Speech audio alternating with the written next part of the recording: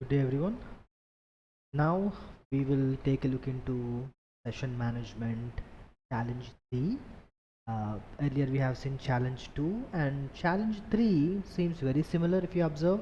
When I click on challenge 2 it looks like that, username password sign in, and when I click on challenge 3, same thing, username password sign in. Instead of reset password button we have toggle user functions button. Okay, that's the only difference that I see. So yeah, have you forgotten your password? But here we have a button called toggle user functions, and when I click on toggle user functions I get access to changing the password directly. Okay, one thing that I observed here is it is not asking for old password. Okay, so one of the vulnerabilities that it could lead to is cross-site request forgery. Okay, so if the hacker is also using a similar kind of application, and if he knows how this functionality is going to work, he can craft a new packet that will instruct the particular web page to change the password. Since it is not asking for old password, the hacker will be able to completely craft a new password and make the user execute that to steal his password. Okay?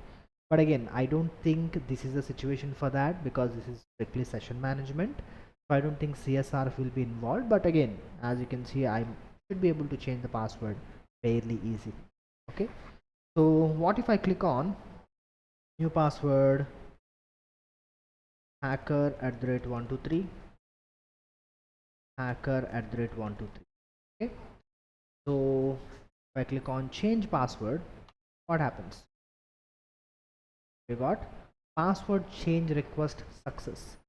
Okay, but whose password is that? As of now I don't know the username, so could it be admin, could it be something else? Let's try. So if I try with username admin, password hacker at the rate 123, I click on sign in, it says incorrect password. So it that indicates me that admin username might be there, otherwise it should have said username not found, right? Instead it says incorrect password. What if I say username Chinny, password Chinny? Now see, when the username is not there, we should get username not found. But when I give admin username and password as hacker at the rate 123, we don't get that. We got password is incorrect for username admin. So it means admin username is valid, only password needs to be figured out. So then whose password have we changed? That's one thing to keep in mind. We changed somebody else's password. Let's see if this password change mechanism has any more vulnerabilities. First vulnerability, we already talked about that. It's not asking for prior username or prior password. So random user account got reset password. But what if I was able to find out any other weaknesses that I can leverage to change the password of admin? Okay. As usual, we need to load that in the Zap. Let me try in a different way. Browser is causing some kind of disturbance over there, so let me try.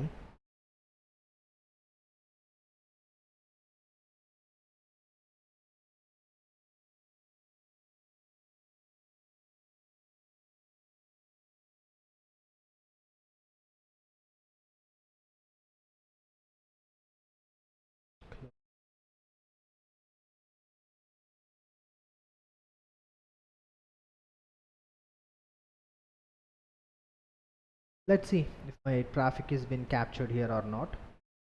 Tools, options,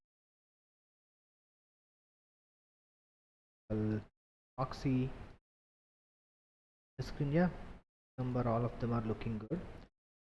127 because I configured that. Failed to save. Why? Anything else running there? Here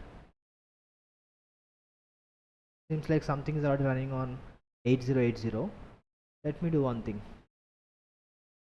Options, proxies 7, but 8081, that should work. Yeah, that works.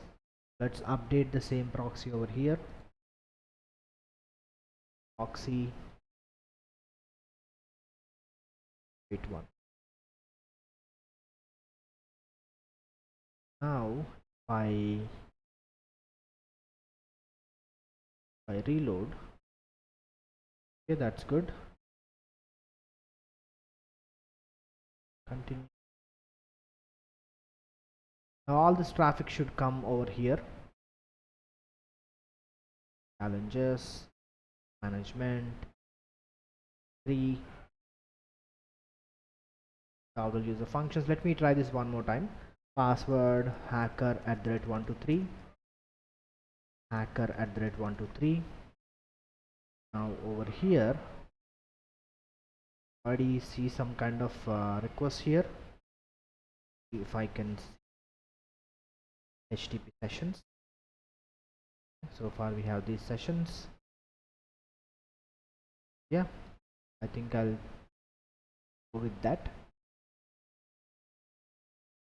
Change password, and that request, the new request, old request. Let me see. Yeah, this is a new password change request. So what happened when I changed my password to hacker@123? Okay, on response, nothing in the response. What about request? What do we have in request? Expand. Okay, post request, web server target, user agent, all the typical stuff. Okay, earlier in the previous one I only have JSession ID and token value, and you can observe the token value minus and the hash value. That is very similar to what I have tried to crack earlier.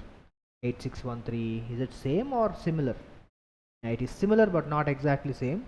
That makes sense. So that's my token value.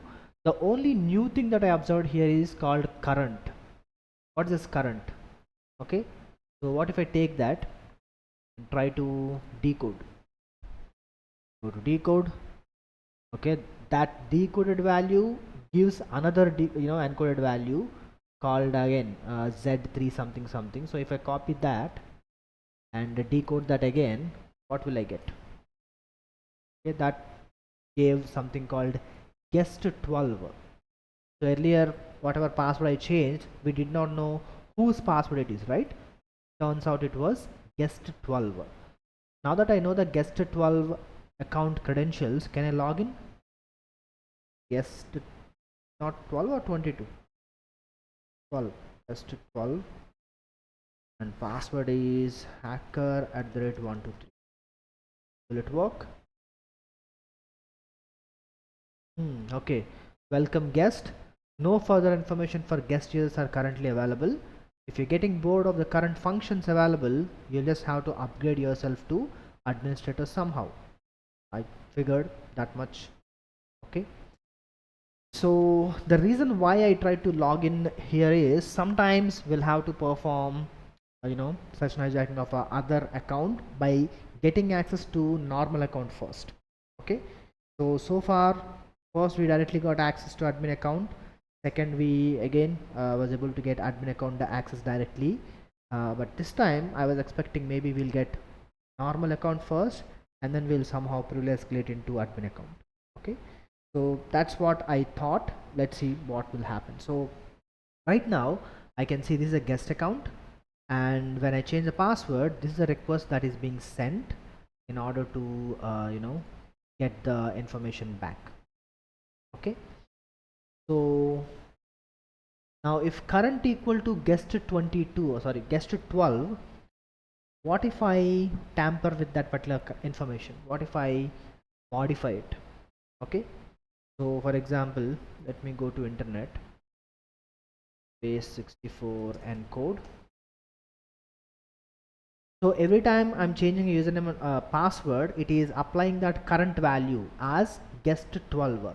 What if I change the current value from guest 12 to something else, like the one that I wanted is admin? Okay, encode once. This is my encoded admin value. If you observe, the value that I got last time is encoded 2 times. So I'm going to do the same. I'm going to encode it 2 times.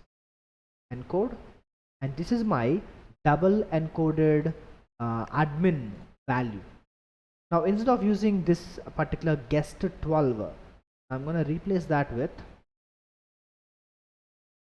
okay, paste it 2 times. I'm going to replace that with that value.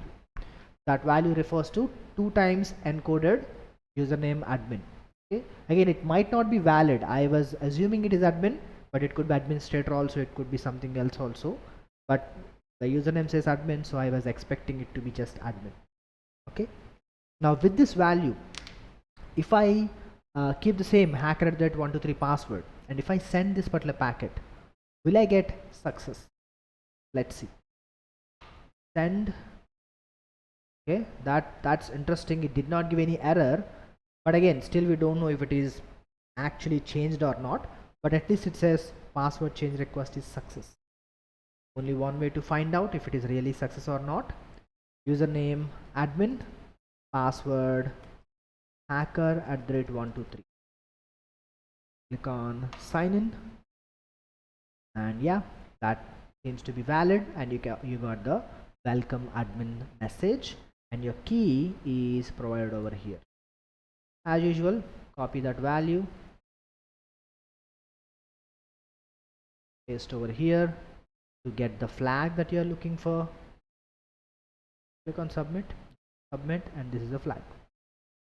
Take the flag,